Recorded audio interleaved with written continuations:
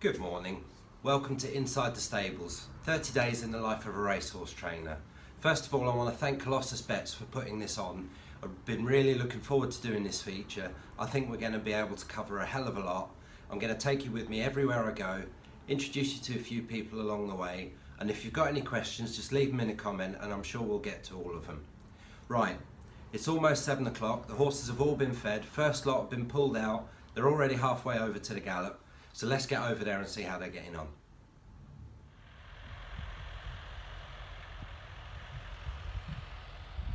Routines.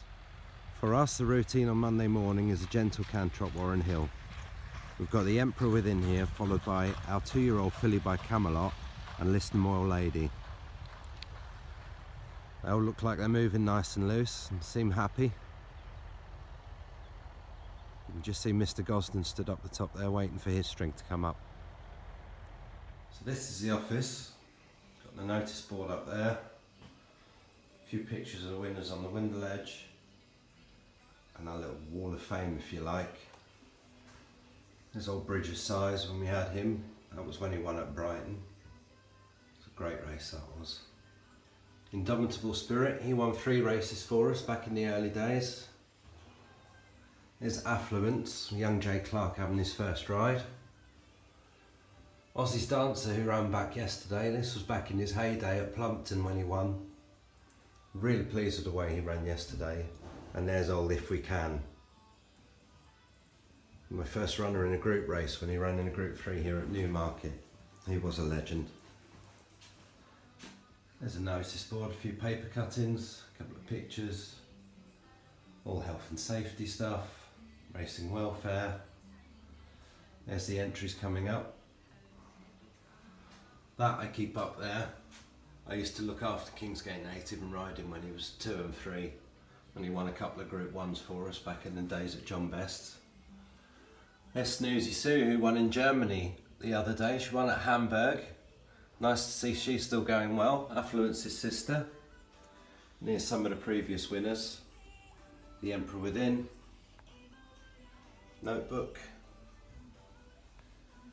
Yard of Ale, I wonder how many people remember him.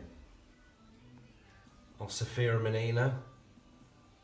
Apparently one of the top 10 finishes of the year when she came from last to first up the straight in Kempton. That was our very first winner. Old Boris the Bold. He was a tough little horse. Obviously we've got the TV there to watch the racing and I want to show you this. This was bought for me by Letitia, who works for me. There's a little song I play every time we have a winner on the way home. I'm sure you all know the song, but next time you hear it, have a good listen to it. There's a lot of meaning to it, and just something that rings true to us. So this is where it all goes on.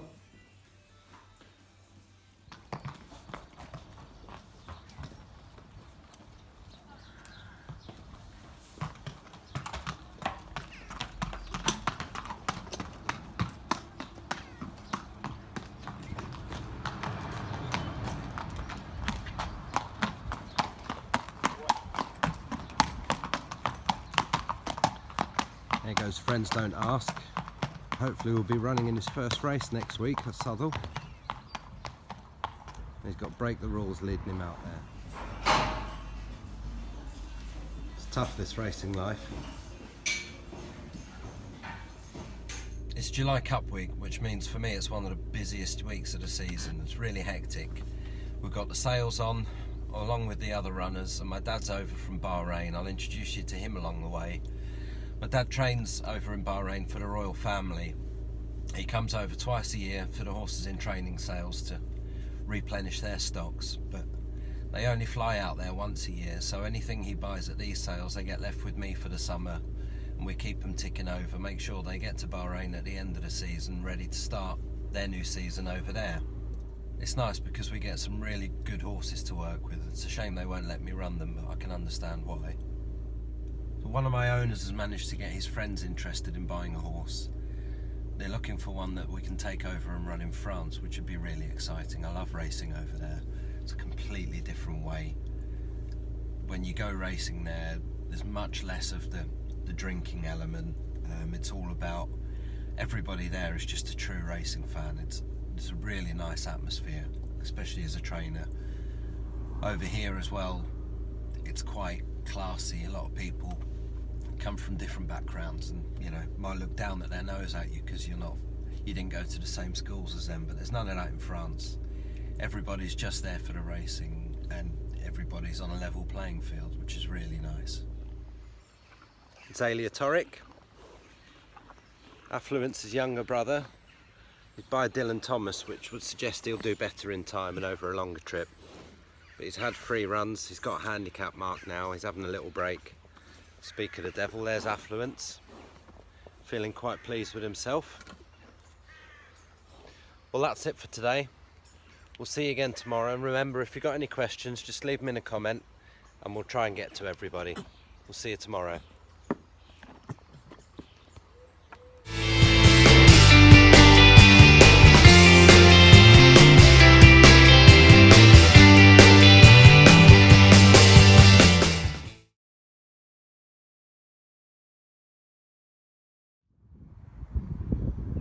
Welcome to day 2. This is the Long Hill Canter. It's just coming up now.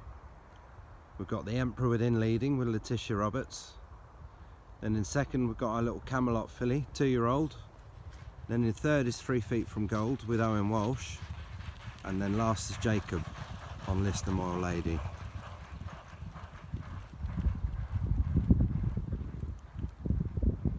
One thing that sets us apart from other strings in town is that everybody in our string has got race riding experience. I'd say over 90% of people who work in racing have never ridden in a race. But it's amazing what a difference it makes when you're training a racehorse to have a rider on it on a daily basis who knows exactly how a horse that's well should be travelling, how they should feel, how heavy they should be blowing after a certain bit of work. And crucially, when you do a bit of fast work, the feedback that an experienced rider can give you over someone who's never even sat in a race is unbelievable. And being a small yard, I have to rely a lot on the feedback of my riders because I haven't got a lot of other horses to just put my horse next to and see how they go. That's probably not a very precise way of training anyway. Another thing that's very important to me is to have good horsemen on your horses. As you can see, all the riders here ride on a nice length. They've got their heels down, their weights down in the stirrups, so they're not just sitting on top of the horse, possibly giving them a sore back.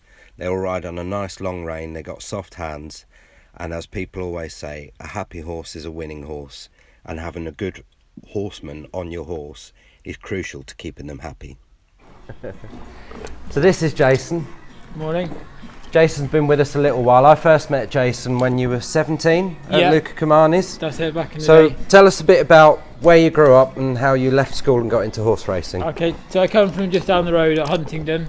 I've always been involved with horses from a young age, probably around 4. Always the dream to be a jockey. So I left school at 15, went straight to the racing school where I joined Luca Kamani. I was there for 3.5 years where I met yourself. Yeah. And then after we were at Lucas, then you went on and rode in races. Tell us a bit about your winners. I couldn't manage the weight for the flat, so I decided the best option was to move on, and I went to a jump yard where I went to Andy Tennell's. Stayed with him for 3 years where he supported me. I managed to ride 5 winners for him, which was a great experience and thoroughly enjoyed it. Working in a small team as well as in a big yard previously gave me a lot more to learn and things like that. I left him and spent the season with Kim Bailey, where I added 1 more winner to the tally before calling it a day and going back to the real world.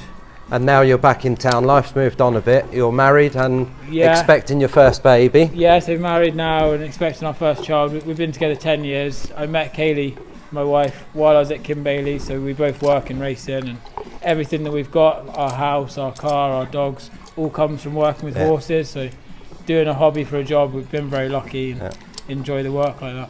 And so what's the future for you? Where do you hope to go in 10 years in racing? Hopefully in 10 years I'd maybe have my own little yard. I've been looking at pre-training, maybe train a few pointers, something like that, and just to make a decent living for me and the family really, and keep with the horses, something you enjoy. If you enjoy work, as Haley Turner says, you never work a day in your life. Yeah, right. That's just how it feels. So that's it for today. Had a nice little chat with Jason there. Off to the races tomorrow with 3 Feet from Gold, who ran well at Newmarket 10 days ago, so I'm hoping he's come on from that. Looking forward to that. Owen Walsh is riding him, who rode the winner for us last week. He's a good rider, Owen, so I hope to keep using him in the future. Now I'm off to the sales to go and look at some of the horses that are going through later this week, hoping we find the superstar at a good price.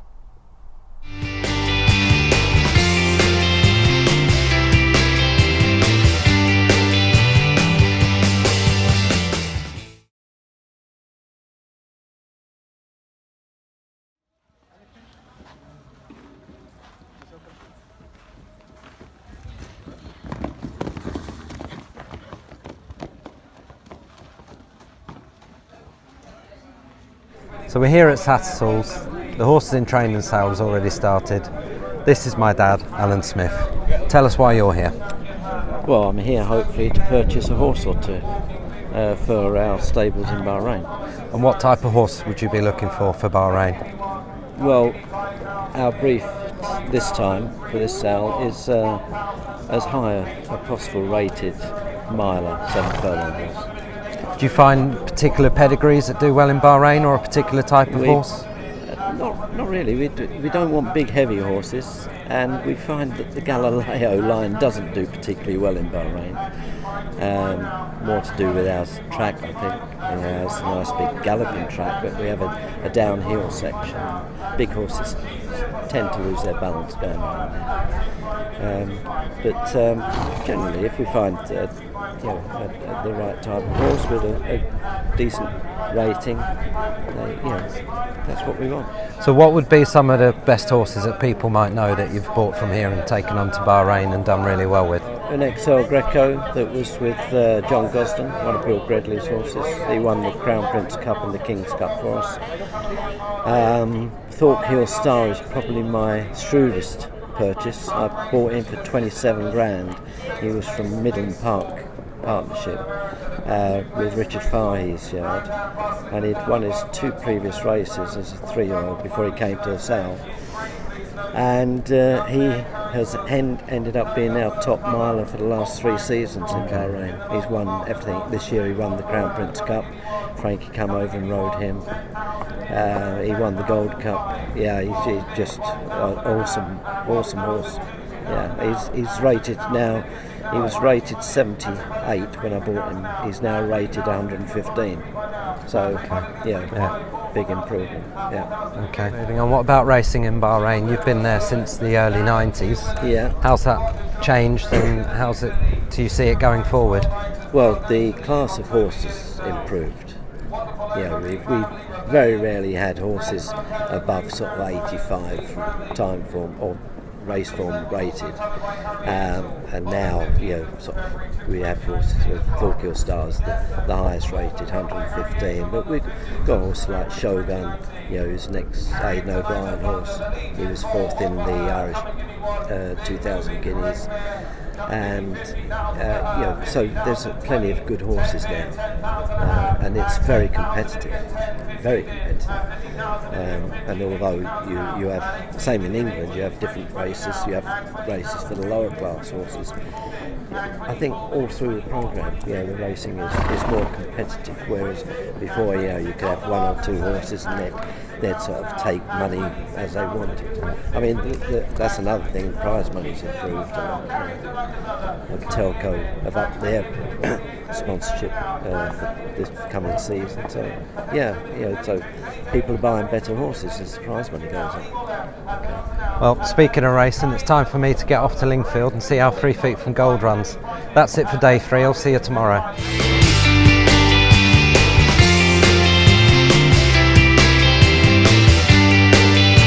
So we're here at Tattersall's. The sales have already started. It's time to introduce you to Dad. I would say horses in training sale. Okay, right. Yeah. But it's broodmares.